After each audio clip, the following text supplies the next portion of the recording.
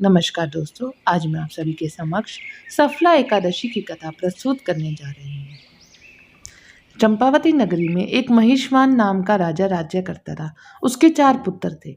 उन सब में लुम्पक नाम वाला बड़ा राजपुत्र महापापी था। वह पापी सदा पर स्त्री और वेश्यागमन तथा दूसरे बुरे कर्मों में अपने पिता का धन नष्ट किया करता था। सदैव ही देवता, ब्राह्मण, वैष्णवों की निंदा किया करता था। जब राजा को अपने बड़े पुत्र के ऐसे कुकर्मों का पता चला तो उन्होंने उसे अपने राज्य से निकाल दिया। तब वह विचारने लगा कि कहाँ जाऊं, क्या करूं। अंत में उसने चोरी करने का निश्चय किया। दिन में वह वन में रहता और रात्रि को अपनी पिता की नगरी में चोरी करता तथा प्रजा को तंग करने और उन्हें मारने का कुकर्म करता। कुछ समय पश्चात सारी नगरी भयभीत हो गई। वह वन में रहकर पशु आदि को मारकर खाने लगा। नागरिक और राज्य के कर्मचारी उसे पकड़ लेते, किंतु राजा के भय से छोड़ देते। वन में एक अति प्राचीन विशाल पीपल का वृक्ष था। लोग उसकी भगवान के समान पूजा करते थे। उसी वृक्ष के नीचे वह माँ पापी लुम्पक रहा करता था। इस वन को लोग देवताओं की क्रीड़ा स्थली मानते थे। कुछ समय पश्चात पौष कृष्ण पक्ष की 10वीं के दिन वह वस्त्रहीन होने के कारण शीत के चलते सारी रात्रि सो नहीं सका। उसके हाथ पैर अकड़ गए। सूर्योदय होते होते वह मूर्छित हो गया। दूसरे दिन एकादशी का मध्याह्न के समय सूर्य की गर्मी पाकर उसकी मूर्छा दूर हुई। गिरता पड़ता वह भोजन की तलाश में निकला।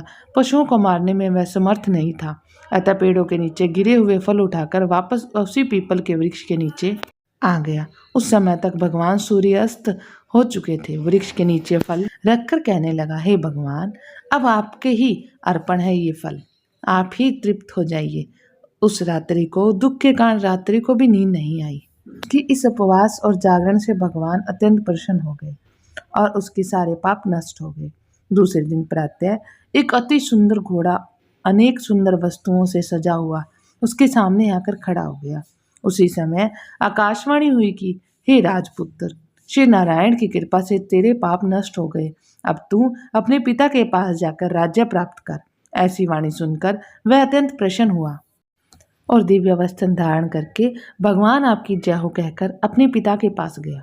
उसके पिता ने प्रसन्न होकर उसे समस्त राज्य का भार सौंप दिया और वन का रास्ता लिया। अब लुम्बक शास्त्रानुसार राज्य करने लगा। उसकी स्त्री, पुत्र आदि सारा कुटुंब भगवान नारायण का परम भक्त हो गया।